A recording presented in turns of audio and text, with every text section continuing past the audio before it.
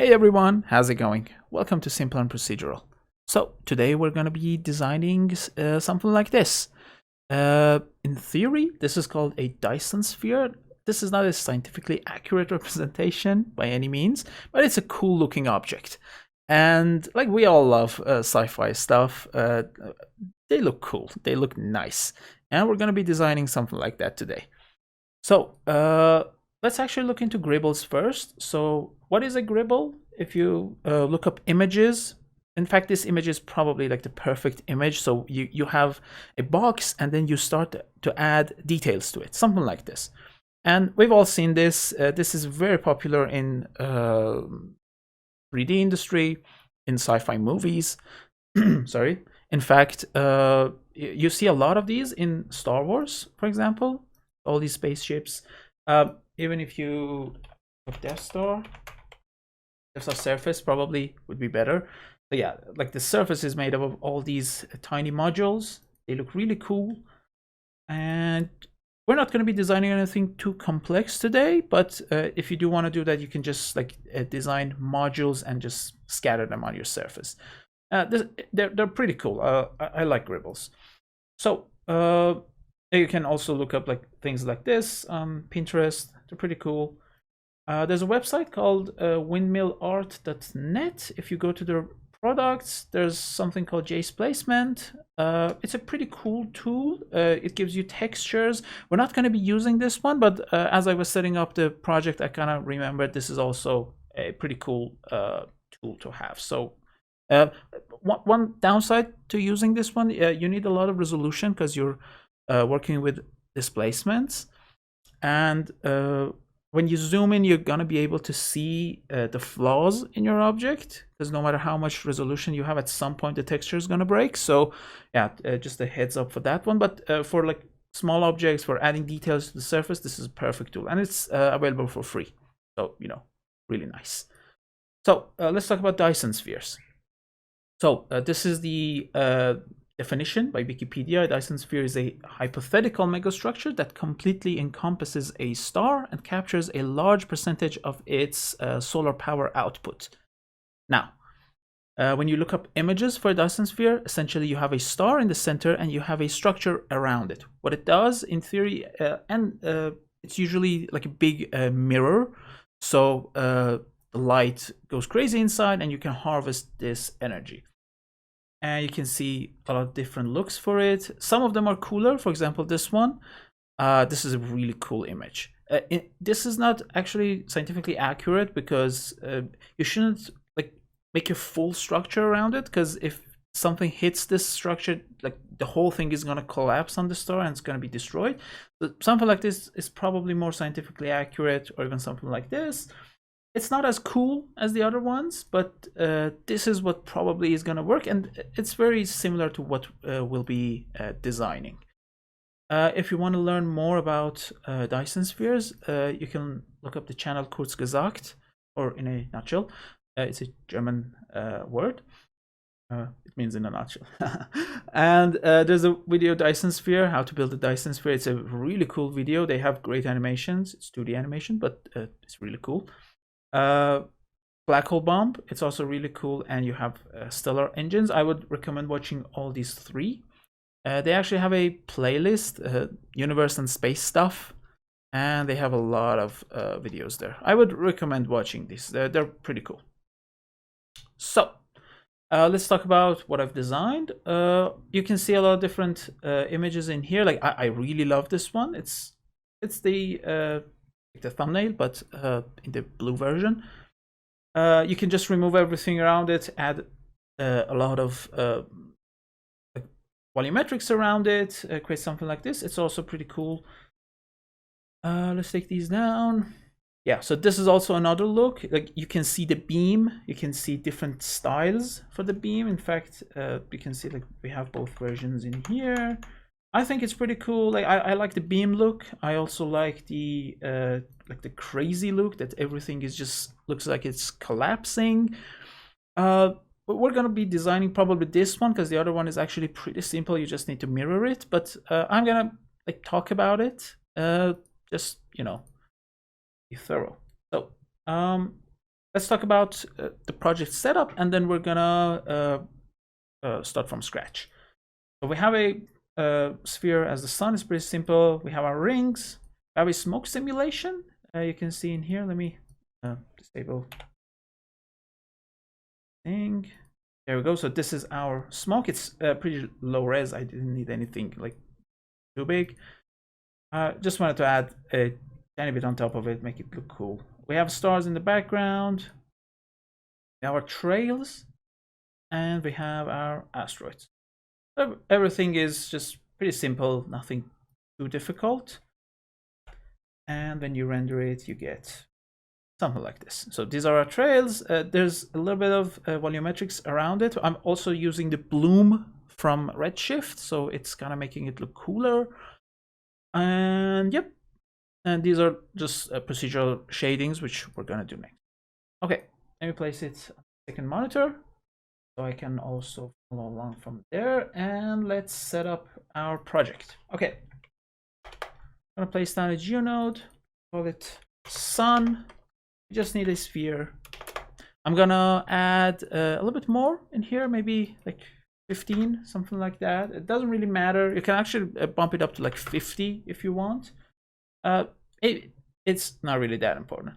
And we're gonna leave it at this for the time being, but we're gonna actually come back to it because we're gonna need some stuff with this one. Okay, let's place another geonode. There's gonna be our rings. Jump inside. We're gonna create a tube. Now we don't need end caps for it. And let me change this to ghost other objects so we can see the other one as well. For the radius, I like to set these to 1. I don't like the new one. It comes with 0.5. I get that sometimes it makes more sense, but I don't really like it. So radius scale, I want to set this to 1.4 probably, something like this. Yeah, looks pretty good. Maybe 1.5. We're gonna play with these. It doesn't really matter. And for the height, let's bring it down to 0.2, I guess. Maybe we'll change it. I don't know. And let's add a little bit more columns. Okay, so very cool node now. Before that, let's actually extrude it. That's important. So 0.1 and output back. Okay, cool. So very cool node. If you don't have side effects labs, you should definitely add them. You can just update toolset, download it. It's free. It's amazing. And labs lot subdivision. Oh, so this is a really good node. Now you're not seeing anything because minimum lot size is too big. So let's go to 0.005 probably. There you go. Now we're starting to see cool stuff. I like to bring this down to like 4 because like when it's too much, might be a little bit distracting. Also, like you can bring the size down, but when you bring the iterations down, it's kind of cooler, I think. Yeah, this is pretty nice. I like it. And I mean, honestly, we're pretty much done right now. That's what we're gonna be doing. But let's take it a little bit further. I like to add a copy and transform in here. Let's say 4. I'm gonna make them slightly bigger. So this is what we get. And you can actually rotate them around if you want. But what we're gonna be doing is assign frame, and that's assign frame. Cool. So now you go through the timeline, they're going to be moving around. I'm going to actually change my timeline to be 720 frames because it's a nice loop. Also, I like to divide this by 2 so it's slightly slower. Okay, that's pretty nice. Like this is the speed. What I like to do right now, or maybe even let's actually divide it by 4. Maybe that would be nicer. 4, even a little bit slower. I like it to be pretty slow. That's cool. And as you can see, loops. I like to actually add a couple values in here. So I add like 90. I don't want it to have like I don't want it to be like this, like horizontal. One thing to say, if you're planning on animating it, maybe the horizontal look is actually nice, because then you can have like two objects down and bottom, and whenever they are horizontal, you can shoot a beam from it. That usual sci-fi stuff. I wasn't really looking for that look, but that's something you can do. So let's add 19 here. I will add 110 in here. These are the values I've worked before, and they worked, and I like the look, so I'm just using those. There we go. So now, yeah, it never lines up, and I like it, but it's not looped now. It doesn't really matter. I like it. I'm not really going for anything looped, so it's fine. If you're planning on looping it, you can just add to the timeline, figure it out from there. Maybe just remove these. I think if you don't have the divisions, it would probably be looping around. Is it? It is. Yep.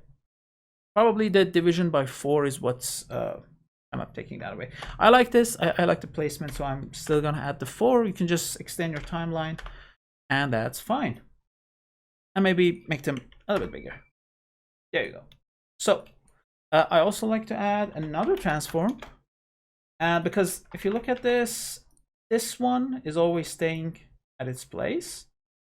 So what I like to do is just adding assign frame, again divide it by 4 and add 25 to it. So now this is also moving around, which is nice, and you can actually have this before that as well. It doesn't really matter, kind of results in the same thing. I'll keep it like this. Okay, cool. So let's do something real quick. So attribute float, oh, what did I write? Attribute float adjust. Now, if you're not familiar with what I'm doing, you might be, you might not. Let me actually add a poly extrude. So what I'm planning on doing now, I want to extrude my polygons, but I don't want them to be extruded in the same amount. So if I just change this right now, you can see it's just like the same amount of extrusion. I'm gonna uncheck this to individual elements. It's not gonna show me anything right now. If you go to local control, you have a distance scale called Z scale. This is an attribute. You need to enable this. And now when you place this attribute float adjust in here, type Z scale, and also switch this to primitive. This is a primitive attribute. Now it's set to 0, so we're not seeing anything. But if you come here, go to random, and there you go.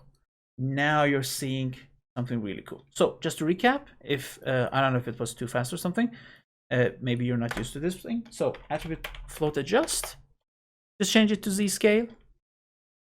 In fact, if you set it to primitive and hit this marker button and switch this to be like random, there you go. You can see different values. If it's set to point, it's gonna look like this. So essentially it will create values on the points. So it will be interpolating this, but if you set it to primitive, it looks correct.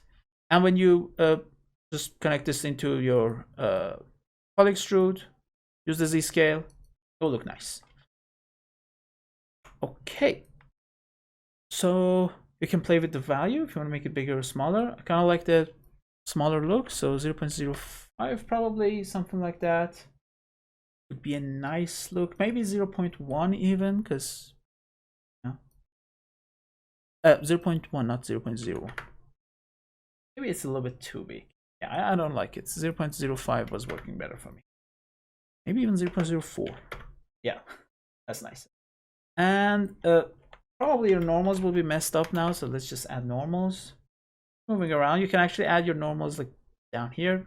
Should be fine. Normals are pretty cheap to calculate, so don't worry about it. Now, what I'm gonna do is actually I want to add a little bit a cool element to it. So if you check out the reference I'm using, actually some panels are missing. I like that. So I'm gonna add another labs tool, labs random selection. It's an amazing tool, I love it. Let's just uncheck the scale in here. Now if you set it to primitives and then just bring it up, you can see we're selecting some of them. The tool can actually remove them for you, so you don't need to do anything crazy. Just hit delete selected and you can control it. I would say something like this is actually 0.6. And now technically we're done in here. I'm gonna Add another poly extrude. Poly extrude. Just extrude it a tiny bit, 0.005 maybe. Why is it going crazy? Weird. Probably because of that. Yep. And yep, output back. But they are actual panels, and maybe we can now actually make it bigger as well. This looks cool. I like it. And you can go through your timeline. It's a little bit slow right now, so you might want to, bring it down, bring down the numbers. It's fine. Not, complex. So we're gonna leave it at this, but we're actually gonna come back to revisit this part of the setup. Okay, let's create another GeoNode. Now what we're gonna be doing now is a very simple smoke simulation. We have our sun. We want some stuff going around it. It would make it look cool. I like the look. Like if you look at the image, you can see like not the trails, but there are some stuff going around it. Maybe it would be more visible. Image like this. Yeah, there. So you can see like there's a little bit of smoke around this. In fact, if I go back to my versions, yeah, this is I like this look because it's super dark. Like the smoke is not even visible. It makes it look like maybe it's a dying star, something like that, And you can do all crazy stuff here. You can do like a RBD simulation on your star, so it looks kind of cracked. Maybe the star is actually collapsing. There are a bunch of cool things you can do. Let's place this, but we're gonna jump inside the sun actually. Create a null. Call it out smoke source. Copy this. I'm gonna come to smoke. I'm gonna place an object merge, and I'm gonna paste this in here. If you don't like it, you can actually dot it, so it's not like make it relative. But since it's connected to something outside, it's better this way.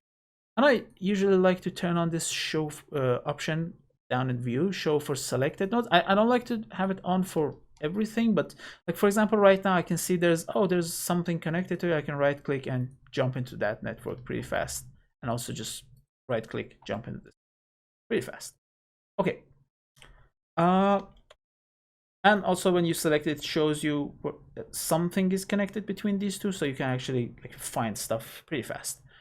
Now, what we're gonna do right now, we're gonna use Houdini's shelf tools. I'm not too big on the shelf tools, but it's sometimes really easy to just kind of connect them like that.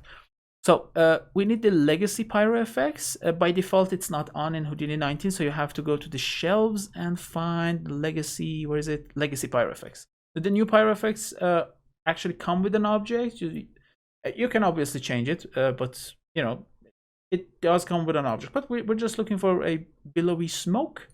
So we're just gonna click that. We get 3 nodes. We don't need the pyro import. It's just the dop import node. We don't need that. Also, I'm gonna jump inside this auto dop network. I'm gonna copy everything. So Control C, jump back up, going to smoke, and place a dop net. I like working this way. It's easier. You have everything in one container. We don't need this render as well. Just gonna put everything on this one. Now we're not seeing anything. It's fine. We're gonna fix that. Let me just remove this one, jump into smoke, and let's check everything. So we have our object, we create density, we add noise to this. So if I play this, you can see what we have. This is moving around. This pyro source is creating density and temperature for us. You place the volume rasterize attribute. Like this makes it easier to just go through the shelf tool because you don't need to place all of this by hand, but you definitely need to play with the values. And this is our starting smoke. Looks good. Let's jump inside the .NET. Doesn't work. The reason why it doesn't work is you need to go to the resize container, go to max bounds and uncheck this. Now it works. I don't know why it doesn't work from there, but I guess it's Houdini. And there you have it. You have your beautiful smoke. It looks like shit. We don't need it, but we're gonna get back to it. So first things first, when you jump outside, you can't see anything. You're gonna need to place a dop import fields. We are gonna drag this in here to the dop network, add the plus, and type here density. And when you place the flag in here, you can actually see it, which is nice. The thing is, you can actually specifically say which object you want to see. Now, right now, our object is called Pyro. Now, if you Pyro. So if you actually type Pyro in here, it will work. If you have multiple objects, that's the way to tell Houdini which one you want to see. Make sure to write the correct name. I don't like the fact that it's called Pyro because by default this is always called smoke object 1. If you actually look up the node, it's called smoke object, and when you place it, it's just gonna add a 1 after it. I like to keep it as what it is, and in here I just type smoke asterisk, so anything smoke related will come out. But since we don't actually have multiple objects, just like remove this one, it would work fine. Houdini is pretty smart. And I also like to keep the visualization flag in here on the viewport. The reason why I will keep it in here, because if you look right now, there's a tiny bit of ambient lighting around it, so you can actually see what you're generating. If you jump inside, that's actually gone.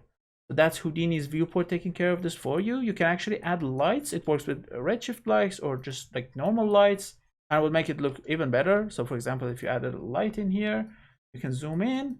I know it looks bad from this angle, but if I actually change it, you can see it's pretty visible.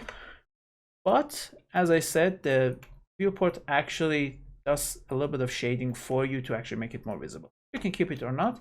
What I would do right now is hit D, go to background, and change this to be dark. It's kind of more visible this way. That's up to you. A lot of people don't like the dark background. I didn't at first, so you know, I'm kind of doing it right now, but I hated it at the beginning. Okay, cool. So what is this now doing? It's resizing your container where you're working with volumes. You kind of need to restrict it to a certain size. So if you don't have this, if you just remove it, this is going to be your container. When you play, it's going to hit the ceiling and then either come back or just be removed. It's being removed. You can actually specifically tell Houdini if it needs to actually bypass it. Where was it? Was it in here? It's somewhere. I don't remember. I don't usually use this one. In fact, I don't usually really do smoke simulations as well. You can go to this max bound. You can either say enforce boundaries, so it will hit this boundary and come back, I think. Yeah, as you can see, like the smoke is staying. So this is the difference between unchecking this, not. And also now we have the resize container connected. As you can see, the container is actually growing. So that's the point of this node. Just to recap, without the container, you play it, it's gonna hit the ceiling and it will be removed, as you can see. Connecting this node, checking this enforce boundaries, it will still hit the container, but it wouldn't be removed. It would just kind of come back. It would stay in the container. And unchecking this would actually allow the container to grow with you. So it's easier to simulate and also probably faster, especially at the beginning, because after a while your container gets too big and you will slow down. What I like to do here, just jump back out here, go to simulation tab, or go to the cache tab and just increase this to like 30,000 megabytes. Depending on your RAM, you can just play with it. I like to give like half of my RAM. I have 64. So it's pretty, it's gonna stay fast, and I'll have enough RAM for other stuff. Cool. Again, we're not seeing the shadow, so I'd like to come out here, check this thing. So it's pinned. Even when I go inside, I'm still viewing the previous network, even though I've jumped inside. This is a really cool thing because now you can go between different viewports, and you'll still see the what you pinned here. So jump back inside, go inside. And let's just play it. This is what we're seeing now. In our simulation, let me bring it back. I don't know if I've actually simmed this or well, it is.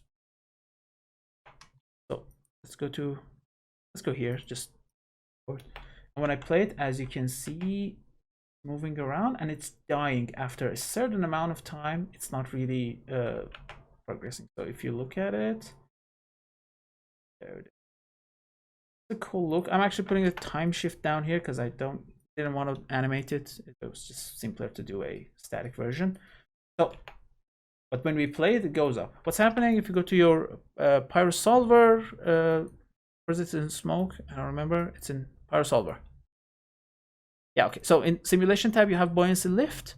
If you set this to 0, it's just gonna stay in its place and move around. Let's just go to Shape and uncheck everything. This is like the most basic thing you'll get. It looks horrible, and that's fine because we're gonna change that. I was just looking up what I've connected on my own setup just to make sure I'm not losing anything. Yeah, let's look at the values I put in here. So on the Shape tab, because Shape tab is actually pretty cool. Like it allows you control over some stuff. It's pretty simplified. So turbulence is one of the ones that we're gonna need for this one.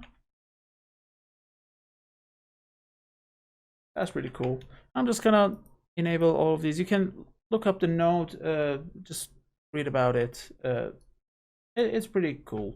You can see what all of these are doing. Dissipation essentially allows the smoke to fade away after a while. So I'm gonna set this to a pretty high value, 0.5 for example. And as you can see, like the smoke is fading. The resolution is terrible. I'm just keeping it as it is right now to kind of make it a little bit faster. Now for turbulence, turbulence is the coolest thing. Like it gives you such cool shapes. As you can see, like this whole turbulence look. But I don't want to use this turbulence. I want to use the turbulent gas turbulence node. Let's just place this over there, and we're gonna connect this to velocity update. When I play it, I get something pretty cool. Now it's a good place to actually change the division size. I'm gonna use let's go with 0.05 just to get a little bit better view, but we're gonna actually bring it down to 0.025 or even probably even lower for like production stuff, but this is fine for right now. We don't need anything too complex. So just play with the turbulence values. Like 0.2 worked for me here. For the swirl size, I made it a little bit smaller, and for the seed, just like play with the seed. It's fine, it doesn't really matter. And pretty cool. Now one thing that I would like to add in here, go to the simulation, and I want to actually increase the cooling rate so it's cooler a little bit faster, and I like the look. It's nothing too complex, but it's interesting. Maybe even set it to like 1.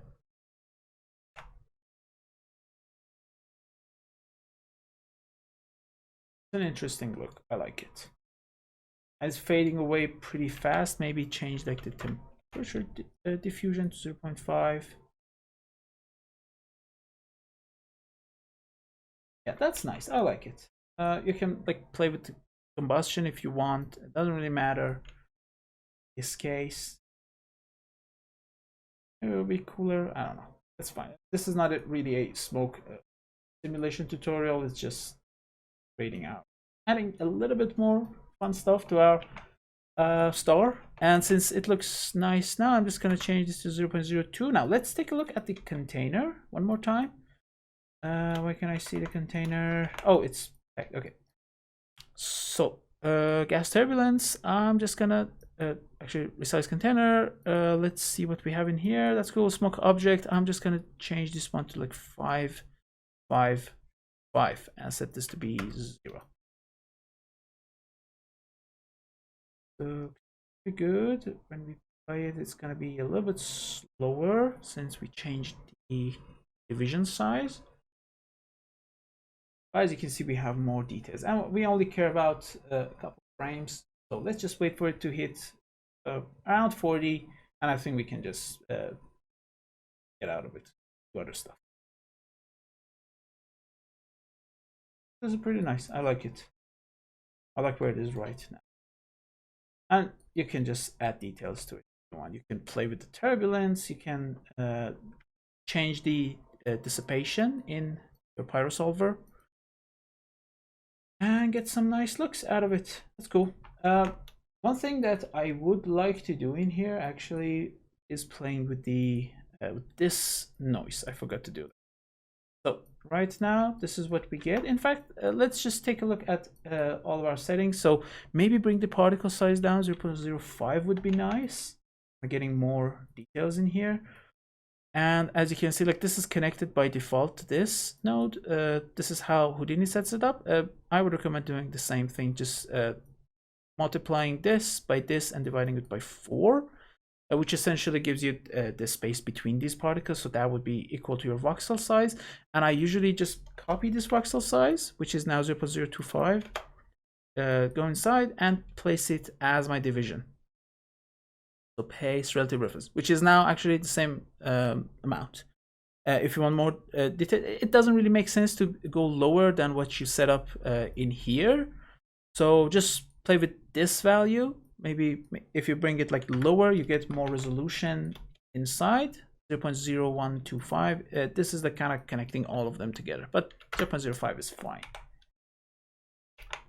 And let's go to this add node. What I like to do is actually change this curve a little bit. Maybe play with the pulse duration, for example, like the speed of this thing. I think it's a little fast for me right now, so let's just go with like 10. Yeah, this is, I think it's nicer now. You can change the fractal type to be standard FBM, which is what it is by default, but for smoke, maybe need that really.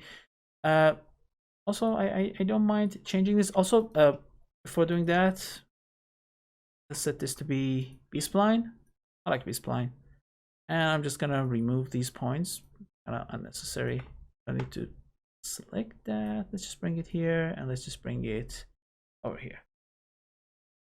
I like the look right now. Yeah. So let's check it out. Play it, wait for it for a couple of seconds to merge.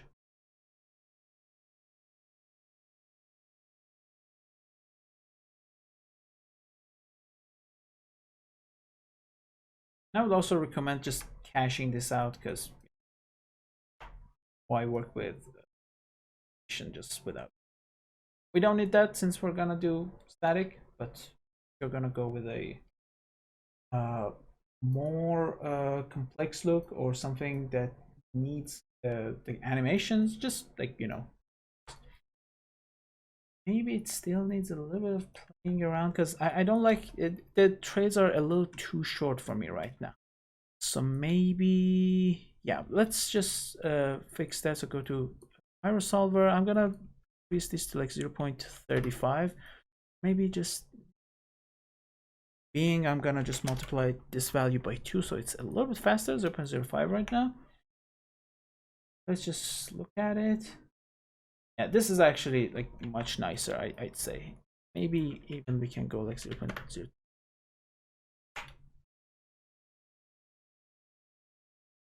Okay, it's starting to look too much like a gas. So 0.3. Yeah, I like this look. This is pretty cool. So let's just remove this. I'm gonna let it simulate to 46, for example, and we're gonna take a look at it.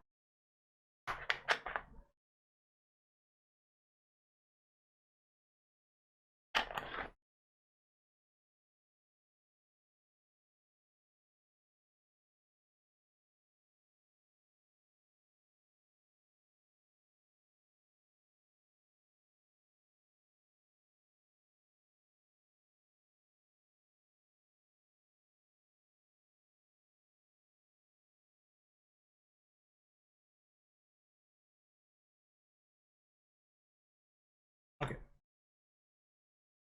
that's pretty cool. I like this. Pretty cool. So what I would say is add a pyro bake volume. Now the thing is, by default it has a material. If you're gonna render with mantra, just keep it. I'm not gonna do that. So check this, and can actually in the smoke tab you can play with the density. Make it a little dense, but you can also do this in Redshift. So I would leave it as one, wanted to maybe two, a little bit more. Also, what you can do is in the quick setups, you can say sharpen volume. It's a really nice tool. Like you can see a tiny difference between if you look. See, yeah, that's nice. You can get away with a little bit of if your resolution is not enough, your voxel size, you can do that. And also if you're seeing some breakings in here, because this is pretty nice right now, but if you're seeing like steppings, you can also add a volume blur. Obviously it's too much, but 0.005 maybe is nice. It depends on your test. Like right now we're not seeing any issues, but you know, in case you are, just cool. And I'm gonna add a time shift. Let's say frame 36 is pretty nice. Can increase it like 40 maybe. Yeah, it's up to you. Let's just add a null. We're gonna call this out smoke. Now if you don't want to if you want to have a animated version of. Cool, so we took care of the smoke.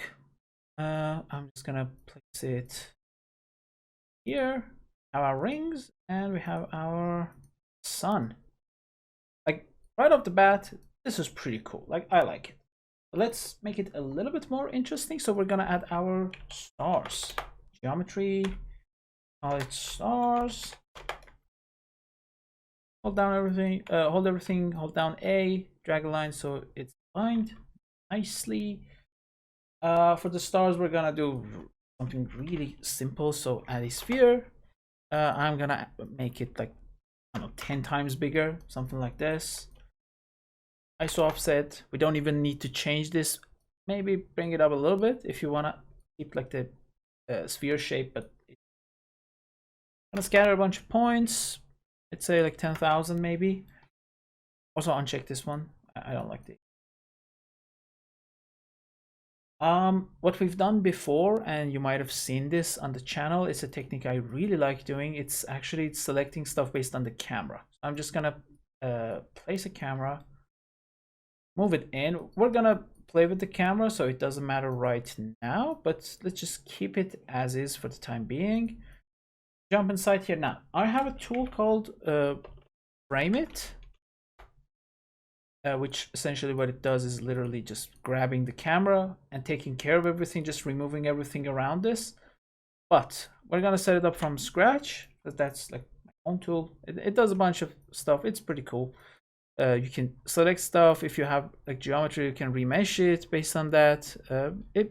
Everything we do here, we can just like set it up from. So place a VDB node. Uncheck this. Down. We're gonna go to from camera. We're gonna link our camera here. So this is what our camera is seeing. If you play with this bar, you can actually control like essentially the end plane, and also for the beginning. I don't want to see any stars in the foreground, so I'm just gonna like here. You need to activate these voxels. So VDB activate. Just go to the voxel, just drag it out from here. You also need to play with this to kind of have it a little bit more resolution, and just drag it out just like that. And now you have a selection. For some reason it's not covering the whole thing, so maybe, yeah, just increase this. That's nice. Kind of have to play with it just to make sure it's covering everything. Previews are sometimes weird. So we're gonna create a group. Go to points. We're gonna call it frame. Uncheck this. Go to bounding regions. Go to bounding volume. If you play with this, you can actually see you're selecting stuff. You can invert it if you just want to select the side. Now, what I'm also gonna do in here is add another group node. Uncheck this. Change it to bounding sphere, and I'm gonna select my around my object. So if I visible. And like when you zoom out, it gets crazy. You can't see anything. So what I would recommend is just clicking on this, right clicking on this thing here and setting it the particles to be pixels. Now, as you can see, when you zoom in, actually the particles are not as big of a problem as before. It's a cool, neat little thing because I don't like this. This is crazy. I can't see anything. But if I check it, pixels, actually nice. Like when you zoom out, it's still a little crazy, but when you zoom in, you actually see stuff much better. And also, our lighting is not ideal, so I'm just gonna click it to headlights because we just placed one for the smoke. Call this one center, and change it to primitive. So we're selecting a bunch of them around our object, and we also have a selection of. So I'm actually gonna uncheck the invert because I want to remove these. I also want to remove these. So I'm just gonna add a blast node. Just load both of them. You can do it separately if it's confusing, but this is pretty easy. It's working, right? Yeah, it seems like it's working, but maybe just make this a tiny bit bigger. There you go. So now around your object is actually empty, and we can just extend this a little bit more, make our sphere a little bit bigger as well. So let's have more stuff. Oh, now what I like to do just for shading, I like to add attribute randomize. Keep it as CD, but just make it one-dimensional, so it's black and white. This is gonna help us with the emission from the stars. And also attribute float adjust. You can just place another float adjust for this one as well. You didn't need to put it as CD. I just kind of wrote it as CD. You can just call it whatever you want. For the P scale, I'll be using very tiny values, so constant, change it to random, 0.0001 and 0.003. Very tiny stars. Just for the background, kind of just trying to trick Houdini into thinking. Because if you make them too big and just place them so far away, even if you have a tiny bit of bokeh effect, they're gonna look crazy and it's not gonna look. So this is P scale. If you don't like just using this randomize, you can literally place another attribute float adjust. Instead of this, call it like, I don't know, emission, something like that. I don't know why I'm fixating on this, but you know. And these are now both, actually they're not using the same seed value, so it's nice. And 0.01 is fine. There you go. Cool. So our stars are done.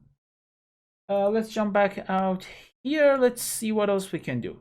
I'm gonna create the trails now. I think are nice. But before doing that, let's jump into the sun. Now our sun is now very, very symmetric, very clean. Let's add normals to it. And let's subdivide it. I'm gonna use open loop.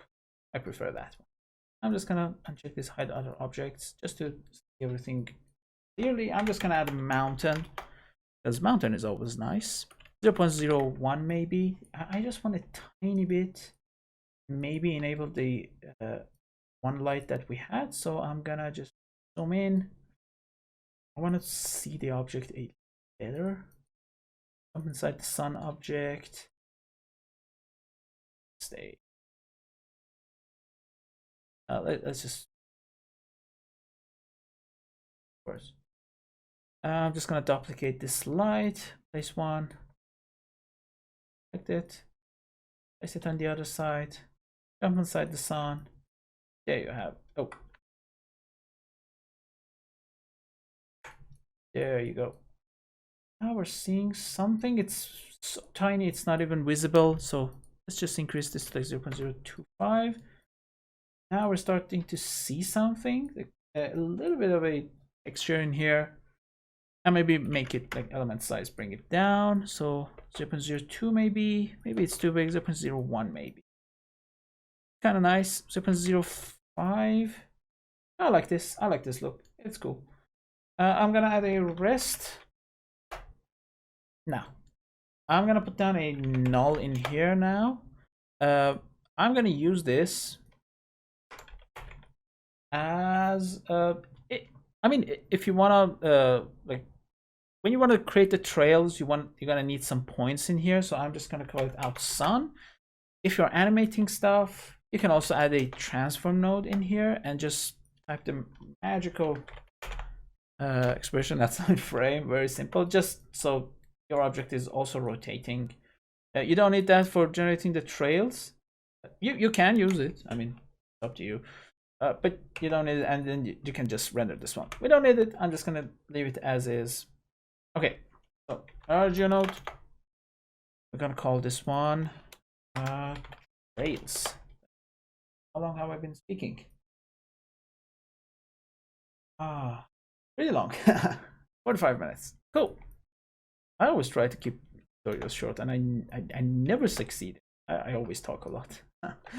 Okay, object merge. We're gonna load the star, the sun. So out, sun. Nice. What we're gonna do right now is we're gonna create a simple particle simulation. So we already had normals with it, so we don't need to like create any normals or anything like that. This is also gonna be a collision to our particles, so that's also really important. More on that later though. So let's just scatter a bunch of objects. Again, I don't like the relaxed look. It makes it look like it's not random. I'm gonna write $FF in the global seed so it changes every frame. That's cool. Let's also create density, because you know it's nicer when everything is not so perfect. So just create density. We need to enable it in here now. Since it's equal to 0, it's not going to really have an effect. But if we set it to noise, now we're seeing something. I'm just going to visualize it. So that's the density that I have. Maybe push this a little bit inside, push this back, and maybe also just changing the offset, maybe animating it as well, because why not? And just make it 5 so it's. But this is going to be the source for our particle simulation. The stuff that go crazy. Essentially, it's kind of like going crazy around our sun. It's a nice look. I like it. And this is what we have. So it's moving around, and each frame we're getting different seeds. Oh, on the scatter node, I don't need so much. Just leave it at 100. Yeah, that's pretty nice. So let's add a popnet. Jump inside. What we're gonna do in here now, let's check our source. I'm gonna use all points, so the points that we're putting inside that. In the life expectancy, however, I'm gonna bring it down to 1. So this is essentially 100 seconds. I'm gonna set it to 1. So after just 1 second, particles will start to die. In fact, you can also add a little bit of variance to it. So, you know, that's nice. Okay. What I'm gonna do here is I'm just gonna add a pop wind. I'm just gonna look up my values from my setup. So apparently 10 in here worked pretty nice, pretty well. And also let's just bring the roughness down. So look at it. It's kind of nice. I like it. And the source is moving around. It's pretty interesting.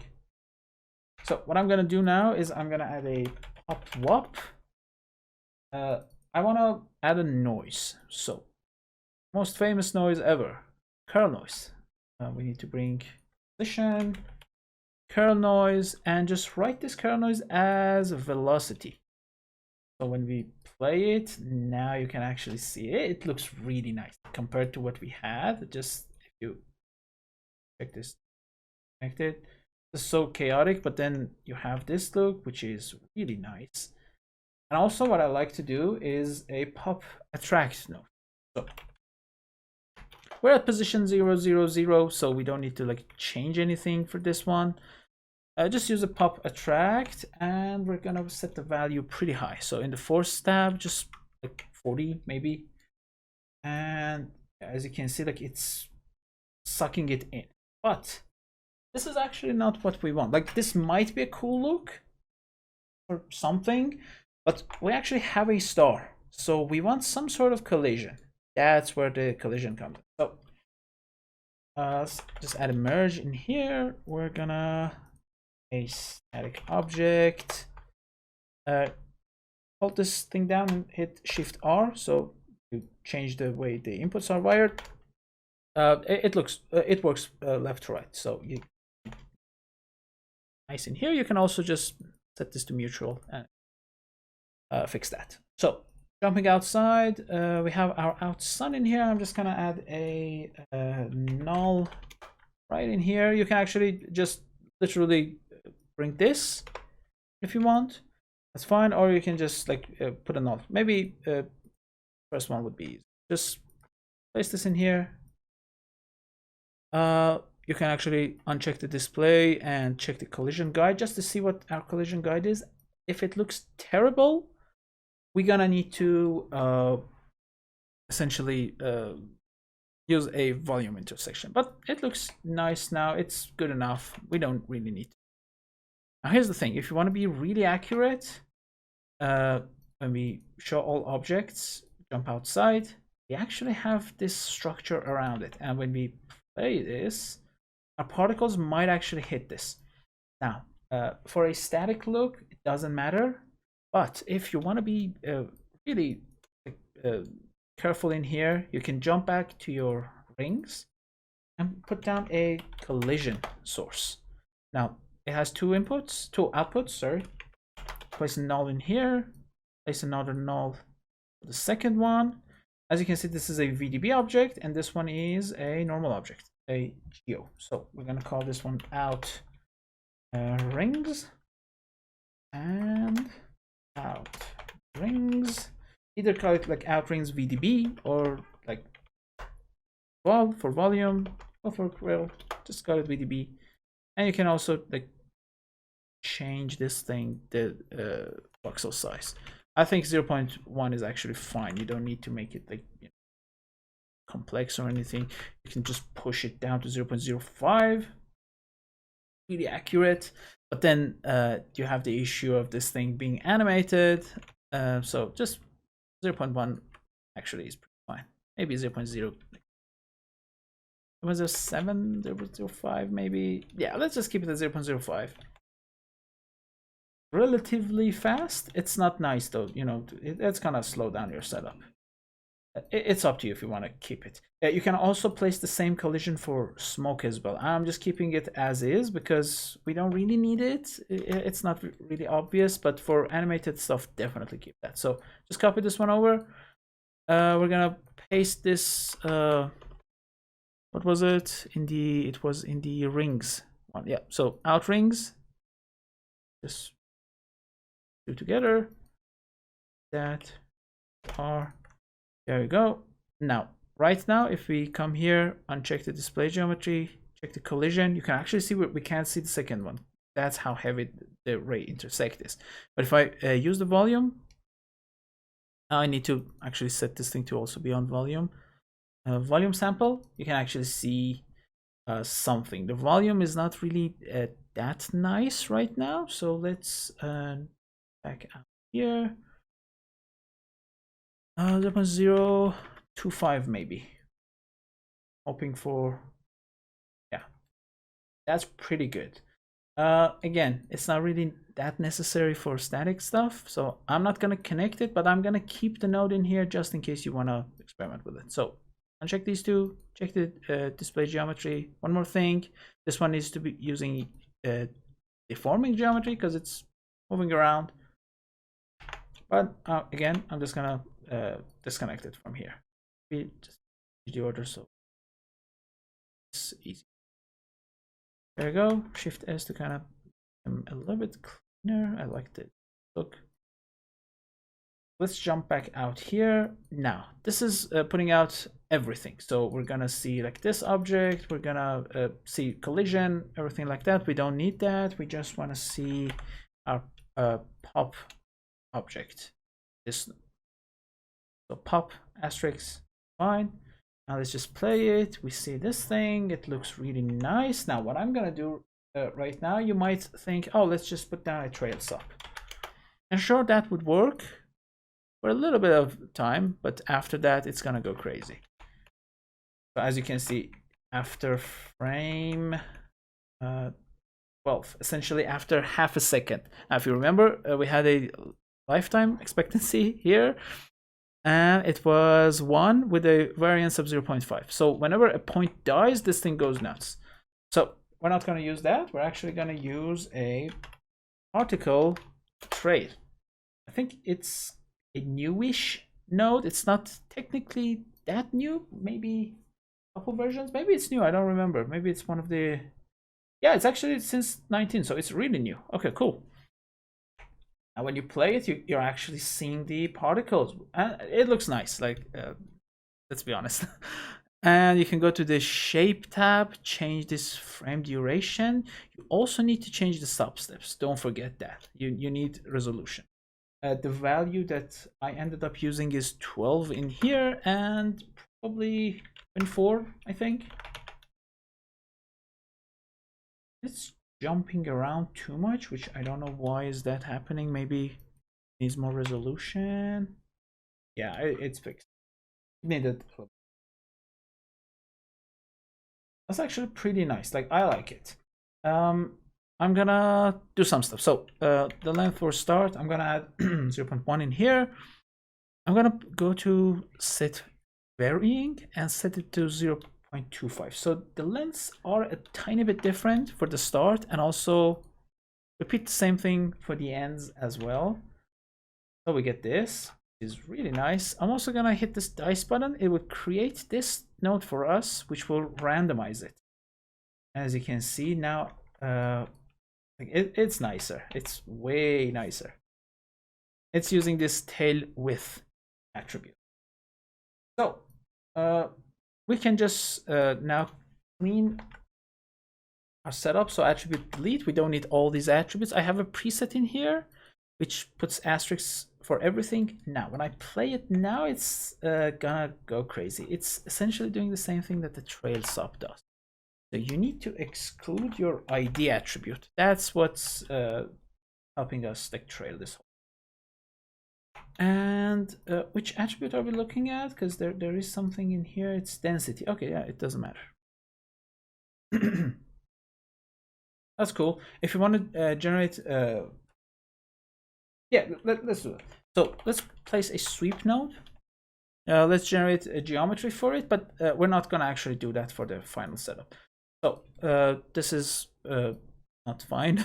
We don't like it, but we're actually gonna set the radius to 1. That's how I like to do things, setting this to 1 and also unchecking this stretch. Now you might say, why don't you just use the scale for figuring out your look and bringing it down? That's correct, that's true.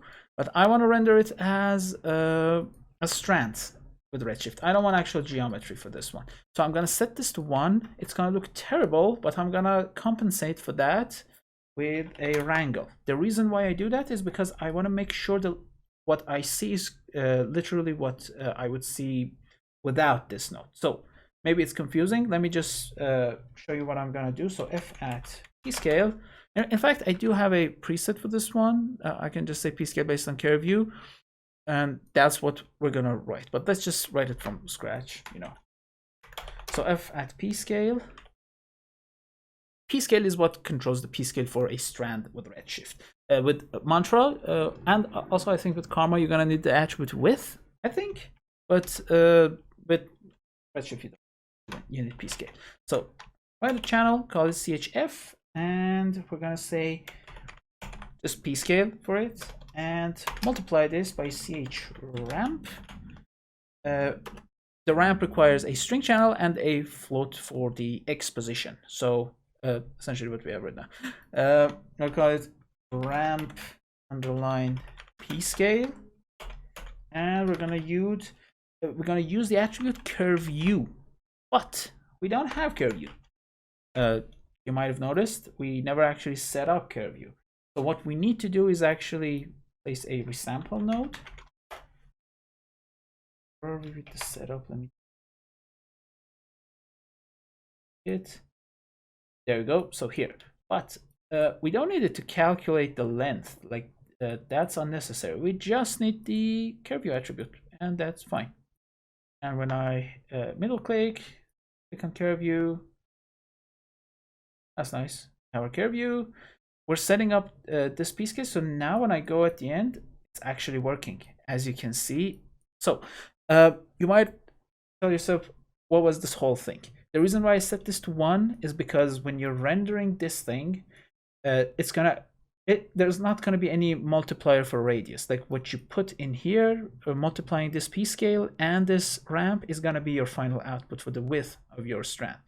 So I set this to 1 in here so I can visualize it correctly, and then when I'm sure this is working, I'll just come out here to Redshift, say strands, and render it as strand, and also change this to capsule. That's why I set it up like this. So let's actually fix this. Let's fix our look. So again, I'm just gonna, as always, I'm just gonna select both of them, shift select them, set it to B-spline.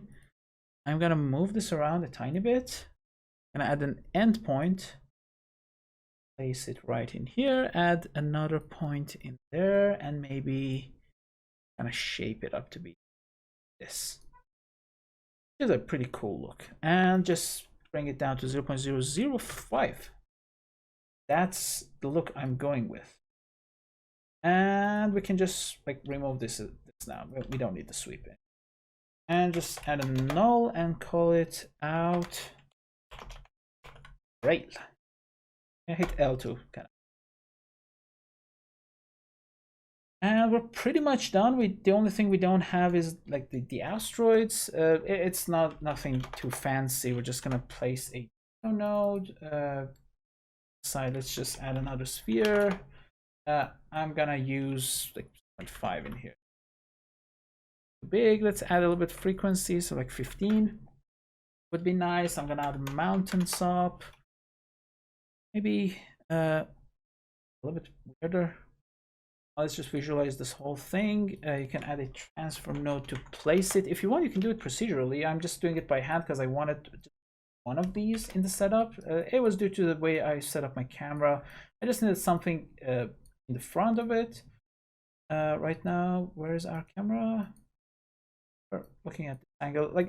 For this look, we don't even really need the asteroids. But if you're doing a zoomed in version, like the render I showed you, like this one, it's nice to have some scattered stuff around it. That's the only reason I'm setting it up. In fact, I think in the other shots, like things like this, I don't even have that. If you want to set this up, it's pretty simple. I'll show you next.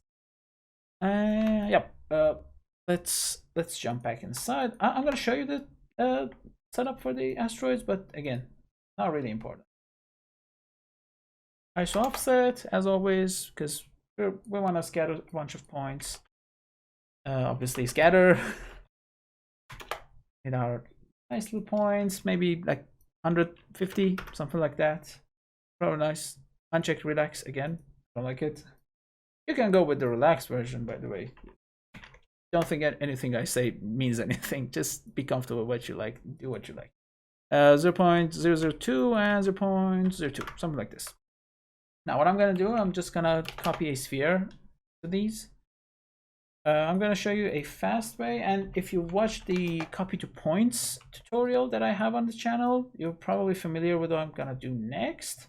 But this is the basic thing. And if you want to do a very simple thing in here, just place a mountains up, place the value pretty low, play with it, and you're fine like this, but it's not like nice. That's the thing. If you want to have a little bit more control on it, you want to make it nicer, I would do, and you need to add a little bit more frequency, by the way, in here. If that you need a little bit more frequency, so something like 15 probably would. 15 is nice. And for this one, you didn't actually need the 15. Like 5 would be actual sphere up there, but for the copies, you're gonna need a little bit more. 15, maybe 20, depending on your setup. Like right now we have 300,000 points, so we can push it. Okay, so what I'm gonna do now is I'm gonna create different variations of my sphere. Instead of placing the mountain node down there, because I don't like that, that's kind of good, I'm gonna do this. Okay, so I want a bunch of stones that have different lengths, essentially, or with the way you want to set it up, it's up to you. I want to have a mountain node on it, and I want like different versions of this thing, maybe like 5 versions. So I'm going to put down a for each number. For each number is a really great set of nodes, because then you can just iterate through stuff. I'm just going to rename this to meta because it's easier.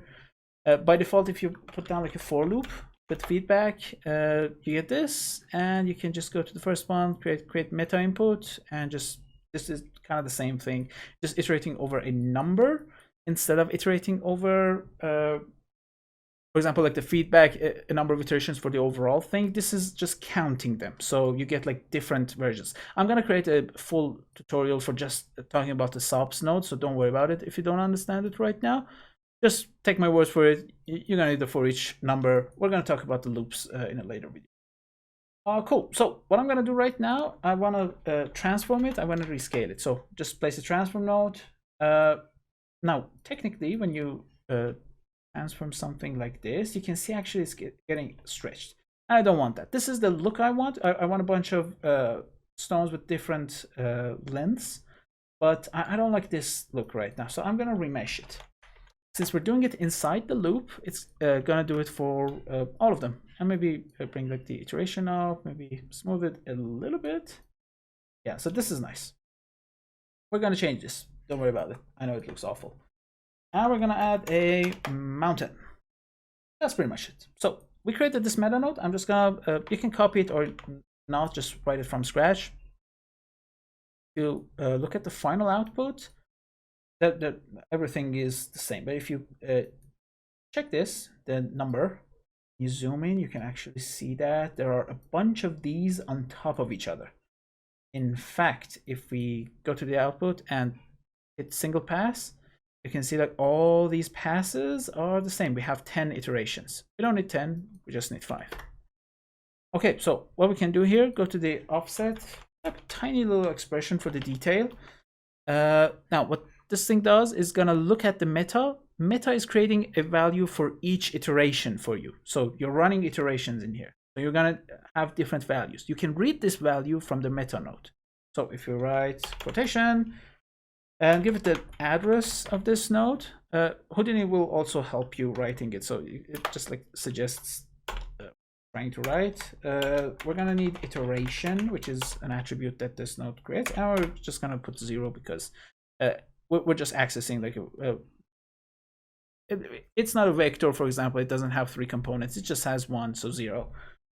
And when you go at the end, there you have it now. Now, I don't know if you can see it or not, but if you check the single pass, you actually have different versions. Okay, cool. So let's repeat the same thing for the transform node. I'm just gonna copy this, paste it in the scale. Now, if I do this, it's just gonna go crazy. I was expecting getting bigger, but apparently it gets smaller for some reason. Doesn't matter. Oh, we're on a single pass. Yeah, it's gonna get way bigger. Okay, cool. But we're not gonna use that. We're just reading this value. So this is 0, 1, 2, 3, 4. We're gonna create a random based on this. So rand. Now it's going to be between 0 and 1, but I want it to be bigger. I want it to be between 1 and maybe 1.5. So fit01 comes to play. Fit01 takes a value between 0 and 1. Remember, rand always puts out an output between 0 and 1. So just say fit it between 1 and 1.5. And there you have it. So for the specific settings on the remesh and mountain, I'm using just 0.2 in here. And for the remesh, I think 0.05 would be pretty good value. There you go. Now we have a bunch of stuff on top of each other. Again, if you want to check out my copy to points tutorial, it's from the workflow series. I kind of have to continue that series as well. Probably the loops thing I talked about would be in that series. So now if we actually copy these, it's gonna be terrible. I'm gonna save because it might crash. And we just check that, go in. Like, as I said, it looks terrible. Like, we're not really doing what we were supposed to be doing. So what you can do in here is actually add a connectivity SOP. The connectivity SOP creates an attribute based on the connection. So if you visualize this, you can actually see you have different attributes. I'm going to change this to variant because that's the name I like. I'm going to add a attribute from pieces node. Add from pieces. And the wiring is actually wrong right now. You need to invert it. So the geometry goes to the second input, the points go to the first one, and now when you do this, and you need to change variant. Now your attributes are going to be between 0 and 1. So not 0 1, 0 and 4. So let's recap what happened. Go to connectivity. You have variants. They are varying between 0 and 1. Again, you have 5 iterations: 0 1 2 3 4. So attribute from pieces is taking these attributes and fitting them between 0 and 4. So your points now have 0 1 2 3 and 4. Now when you connect this in here to your copied points, and make sure to check this piece attribute. By default, it looks up variant. Now you have different versions. Might not be visible, so I would recommend control middle click here, go to variant, and now you can see you're copying your different variants based on the color you set up there. Yeah, and you can just like change this to patch, for example, if you want to get like, similar stuff, but it doesn't matter right now. I actually have a tool called copy variants, which I'm gonna release very soon. I've been working hard on this one, and this kind of takes care of this whole thing and adds so much more, but more on that later in later videos, not today. And the only thing we're gonna do is just randomizing the rotation. So just put attribute randomize, put n in here, go to option, actually go to this distribution, change it to direction, check this cone angle, and rotate it around. And as you can see, we're rotating them around. You can actually use like attribute n if you already have it on your points, which we don't because we're using ISO offset. If you do have that, you can use that. If you don't, you just use one of your directions, like X direction, for example, right now, and you're just kind of rotating. You can do the same thing for the op vector as well. It kind of would be rotating their, around themselves in a, let's do it. Let me show you it. Attribute randomize up, and direction attribute. Okay, so like when you move this around, happens for some reason. Why isn't it happening? I think you need a surface for that one. I don't know. It doesn't really matter.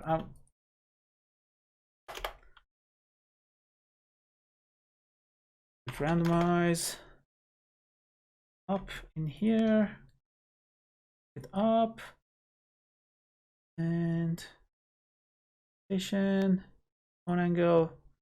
This is essentially what happens with this. And if you have copies on this surface, for some reason it wasn't doing what I was expecting it to do, but I don't know. Doesn't matter. We don't even really like that. Normal is enough. Okay. So we have our stones, our asteroids. And you can add color to it if you want. Just random from attribute variant.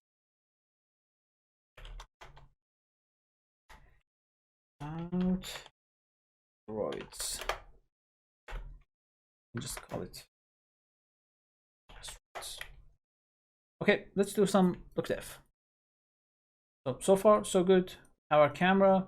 Now you can just use this camera, and by the way, since it's linked to the stars, whenever you move it, as you can see, like we're moving around with the stars, which is pretty nice that you're always gonna have stars in the background. But if you have an animated camera, don't use it like this. That just like let them all be around it. Disable the selection based on the camera. It's gonna make it look better.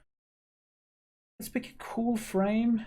Something like this is nice. You can do a zoomed in version, you can do a zoomed out version. Let's just do a zoomed out version for look there, and we're gonna maybe zoom. I don't know.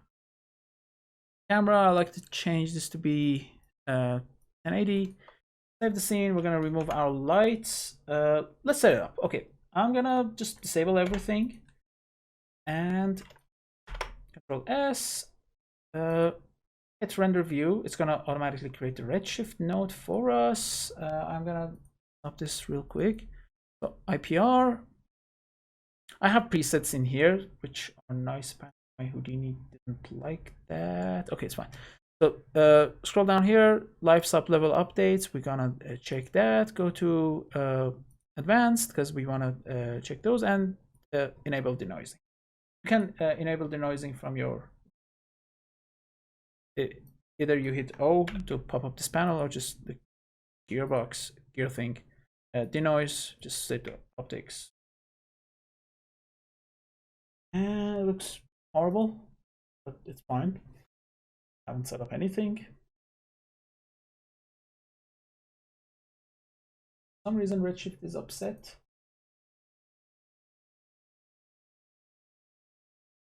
Probably it's gonna crash right now. Maybe something I did, I don't know.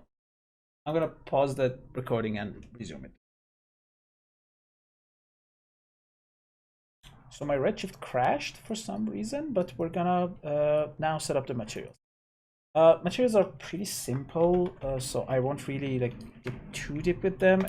I might actually just kind of copy a couple of them and bring them over here.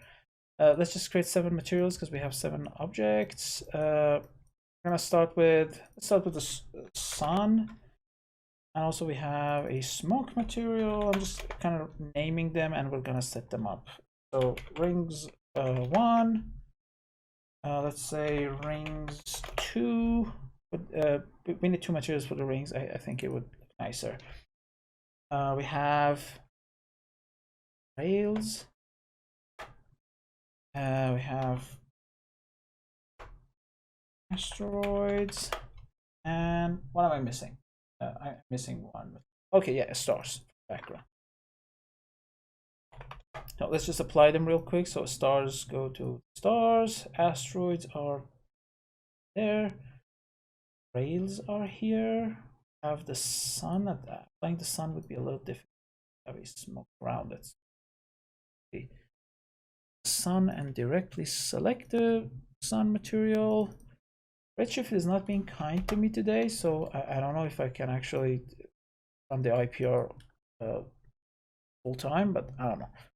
So for the rings, we actually need a random selection again. Let's just set this to be primitive. Bump it up to like 0.8 maybe. We have something like this. We're gonna create a group. It's gonna be called selected. We're gonna add a material, load the selected, and select rings 1. Add a plus, load the selected again, but add a exclamation. What was this thing called? I'm missing out the name for this sign. That happens when English is not your first language. Exclamation, yeah. So, and we add rings 2. And just connect it in here. Just bring it down at a rest point, because rest position, because it's nice to have rest position. And put down a time shift. Set to be on frame number 1. That's good enough for us. I have another tool called Rest in Peace, which essentially does the same thing. It's kind of packaged up together with calculating like UVs based on moving stuff. It's a pretty cool thing if you want to do stuff like that. Just kind of package these two together. It's the simple thing, and you can do the same with UVs. Anyways, let's go to rendering. I've disabled the optics because I think I was getting some issues. There is something wrong with the new optics. If you've upgraded your Redshift, you probably know that they are now using a new version of the optics denoiser, and it's not really working for me, if I'm being honest. I'm having some issues with it. Where was it? Actually, I forgot. Here, yeah. So I'm not going to enable it. It was giving me a headache. So let's just keep it off and run the IPR. Okay. So this is what we see now. It's pretty empty, so let's set up our materials. Okay, I'm gonna pause it because I don't want it to break or anything. Let's set up the smoke first. Smoke is pretty easy. I'm gonna just remove this, add a volume node, RS volume, connect it to volume. I don't know, let's use 0.2 in here and 0 the other one. Also, I'm gonna use the black to orange ramp in here. Now I'm gonna disable everything. Oh, crashed. Oh, very cool.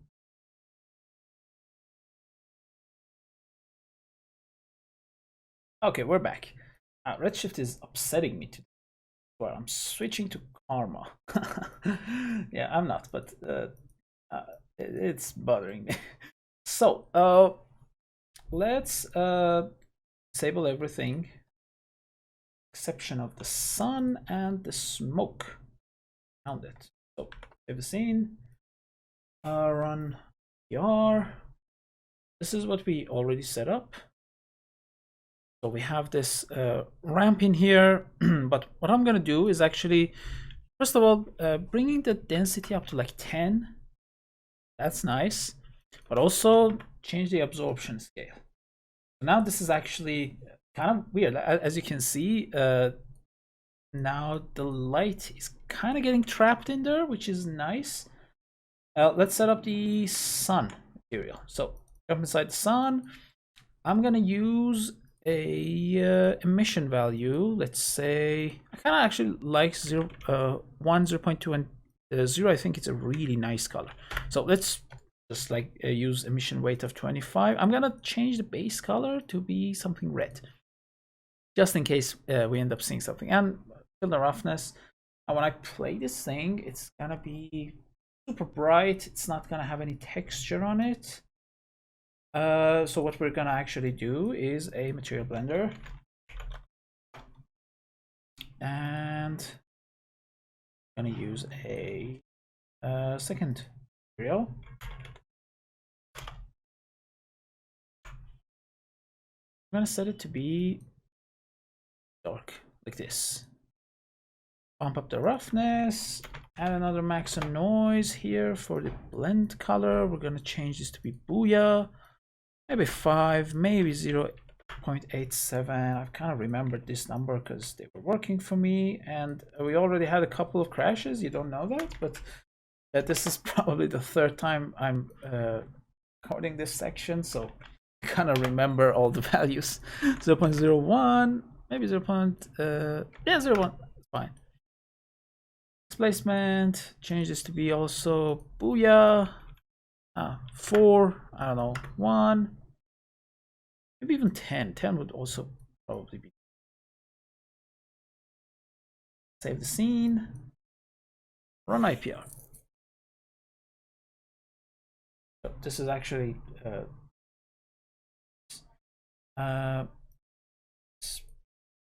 smaller. Gonna start a little bit more chaos in this thing. Start low clip and the high clip. Might be look, but what I ended up doing at the end is just creating a new material and setting this to be like maybe something like this, very low emission. Another max and noise. 5. Did this for this one, so I ended up adding this one in here and this one here. Blend color. Actually introducing a third material, so this would probably look nicer. Let's see. Yeah, it's starting to look much nicer now. Let's single pass our noises. But this one, obviously noise is not nice. Let's switch it to boom. This, okay, yeah, this is starting to look really nice, and it's actually very similar to what the sun actually looks like. I'm gonna bring it down a tiny bit. But yeah, this is really good. I like it. This is pretty cool. I like it. Cool. So we already set up sun. What I'm gonna do just before moving on, it's just setting the octaves to 20 to have a nicer look. So these two are done. Let's go to the trail. Also need to enable the trails. We don't need the other two now. Let's set up the trail now. Okay. We need to import an attribute. So either go with user data, color user data, or just point attribute. Both work fine. We're gonna import view because we already have it, and we're just gonna put it into a ramp. I'll change it to be black to orange. and just directly connect it so we can what we have. It's pretty nice. Let's connect it to the overall emission color. Here I'm gonna change this. Let me see what color I used in my own setup. I pretty much used that ramp I've been using. So 1, 0.2, 0. So this I used, I think, 0.6. Yeah, and just fill it up. Play it. We won't be really seeing anything right now because we don't have any value in here. But if we bump it up to, let's say, 15, probably would look cool. Maybe 15 is too much. Maybe like 10. That's nice. And for the ramp, I'm actually, instead of using black, I'm gonna drag this black. As you can see, we're seeing something, but instead of black, let's just use a little bit of a red color. That's nice. And when we combine all 3 of them together, so sun, smoke, and thing, get this. Okay, cool. Now we already set up our rings to work correctly. We have the materials, so let's just generate the materials. For the materials, I'm not gonna do anything complex. Let's just set this one to be kind of black with roughness, be like this black.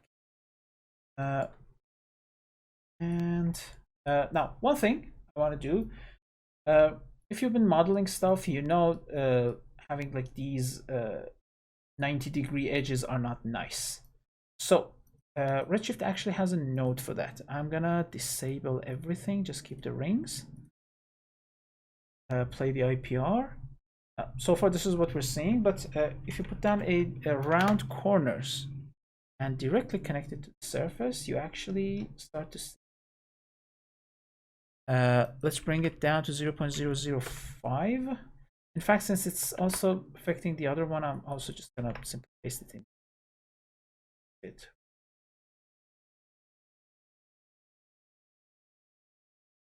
Now let's just play. So this is creating beveled edges. Now you need to directly connect it to the bump input and connect the other one there. Let's repeat the same thing for rings 1. You don't need to see it here. Just connect it, and there you have it. You have really very tiny round corners now, which are always nice to have. I'm gonna change this one to be copper, so we get something like this, but make it a little bit rough. Or what you can do, which is even nicer, is just connect the max on noise. Maybe use FBM. Bigger.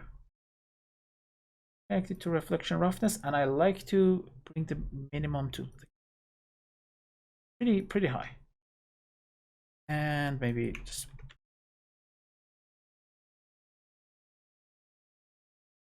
kind of nice. I'm happy with it. Let's just make sure the bump is working and is enough. This place and 0.01, pretty good.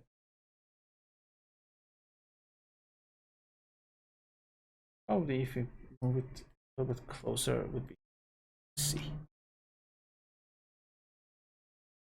Yeah, as you can see, like we have a little bit of a bevel in here going on right now. You can increase it, gets it more. You can just disable it. It gets really sharp. We don't like sharpness. Nothing is that sharp in nature, or even in like artificial stuff that we make. So move the camera back where it was. Zoom in on the object. Pretty nice angle. I like it. Let's go back to the rings and just change this a tiny bit so we get fewer lighter ones. Yeah, that's nice. Okay, cool. We have smoke. We already have the sun. We don't have the stars, so we're gonna take care of that right now. Let's set up the material for the stars. The stars are really simple. I'm just gonna copy it from my own setup.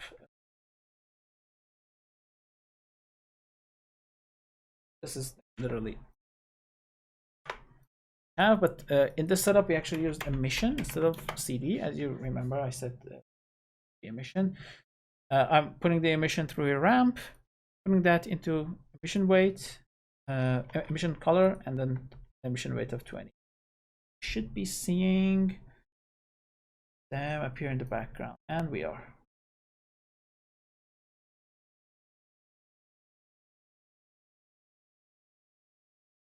Oh, that's cool. Okay.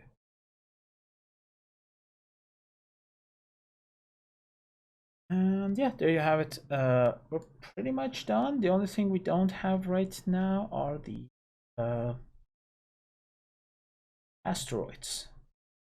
Now, we technically don't need them, but if you do want to have them, just create a couple of masks, as we've been doing so many times in previous tutorials. I'm not scratch, just copying and pasting it. We have 3 colors. We're just using masks for creating those colors, kind of masking them, putting them into the diffuse color, roughness full. We have displacement. I'm using displaced Voronoi. It's a really nice noise. And FBM for a bump map. Save it up. Run the IPR one more time. And this was obviously a very simplified version of what I've done for my own setup, but it just gives you an overall look of what you can do in here. You can just move the camera to see if there's something else that you would prefer. We probably have to double check the circle of confusion for the bouquet effect now. That's fine. Why isn't it running?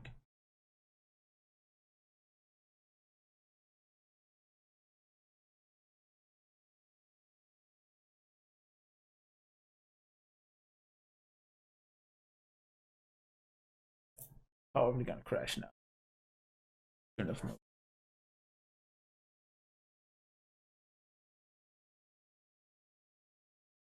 Oh, cool. Didn't crash. Run it again.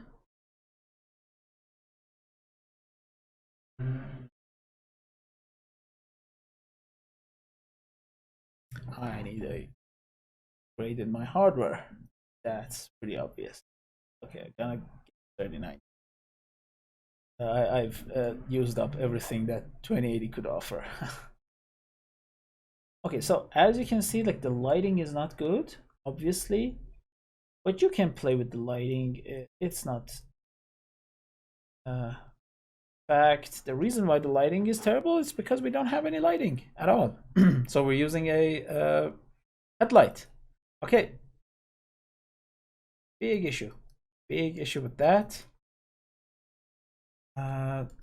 Set up a simple 3-point lighting, something like this. I'm gonna make both of them a little bit bigger. Should be fine. Maybe have one light for the background. Well, kind of. I mean, our stars have lights, so we don't really need. Check it out now. Let's see how it would look. Yeah, there you have it. Much nice. I like this look. Maybe want to zoom in a little bit more. This is kind of nice. And you can obviously focus on this part, for example. Now in my renders, I also had a blue color, so you can really easily change that. We don't need to change the asteroids. We don't. We only need to change these 3. But that's kind of why I've separated them from the rest of the setup. So for doing that, one simple way, you can obviously put controls, but one very simple way is just setting this mode to be complementary, and just clicking on the complement of this. So done. Smoke. That, and that's that one. There you go. And great. For the trail, you're gonna this, and you want to both work pretty well. I'm gonna save this one and under another. You can also add, I don't know, like a little bit of reflection roughness to all these panels, because then they're too clean right now. Doesn't really matter. Depends on the look you're going for, you know.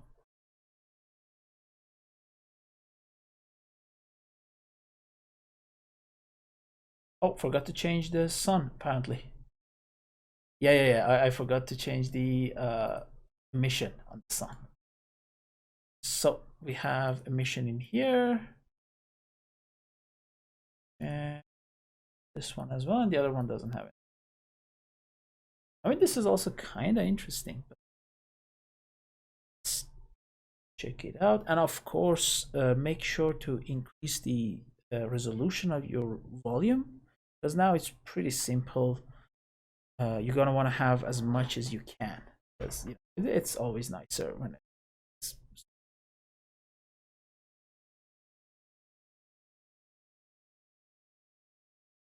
optics off. Why are you initializing up? I don't get it. My system is very slow today. I think I broke something.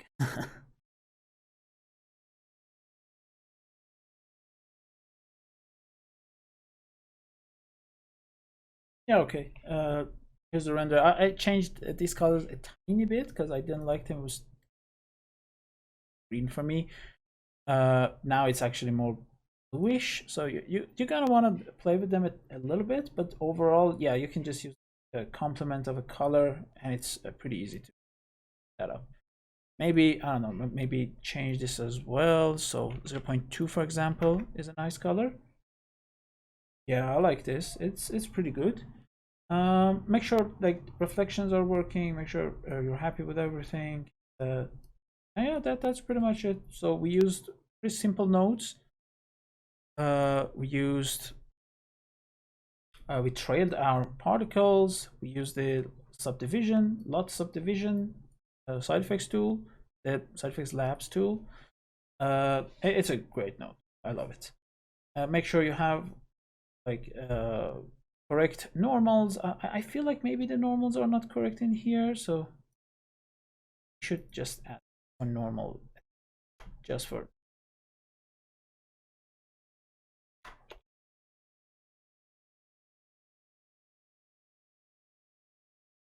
normals are pretty cheap to calculate. Don't really need to worry about them. And see, probably Richard's gonna freak out again for me. Maybe it's because we're using the node, the round corners. That's why, because they look, maybe it's too much, too big. Yeah, it's because of that. We need to bring it down. But yeah, let me know in the comments if you have any questions, if you have any suggestions for a tutorial, if there's any topics you guys want me to cover, because I've been busy lately. I'm working super hard, so kind of don't have enough time to record tutorials. So whenever I do, I want it to be something you guys like. If you want me to cover anything, I'm working on a new interview as well. So if you have any suggestions, if you have any requests for people to bring to the channel, all of that could be arranged. I hope you like this tutorial. I know I haven't been active for a while now, so probably gonna try to be a little bit more active. I know I keep promising that, and I get I'm not around. Sorry about that. I will try my best to be more active. And there you have it. Hope you enjoyed this one, guys, and as always, take care. Cheers.